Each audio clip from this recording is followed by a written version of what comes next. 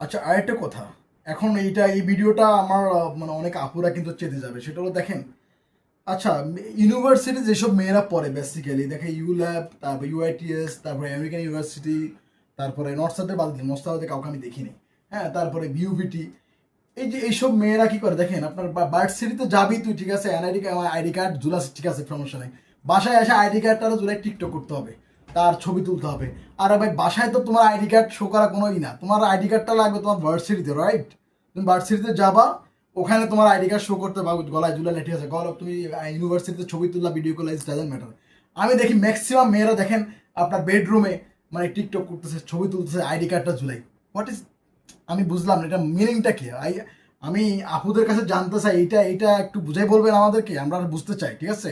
Thank you so much. Sorry, ক্ষমা করে ক্ষমার দৃষ্টিতে দেখবেন। আমি জাস্ট এটা আমার কেমন যায় লাগে যে বার্থ মানে বেডরুমে কেন আমার গলায় ঝুলাই রাখতে হবে আইডি কার্ড, বার্থ যে, তারপরে ভিডিও করতে হবে, টিকটক করতে হবে, মানে আমারও কিছু ফ্রেন্ড সার্কেল আছে মানে এই শান্তামারিয়াম পড়ে, মানে কেমন জানি, মানে দিস ইজ, সরি।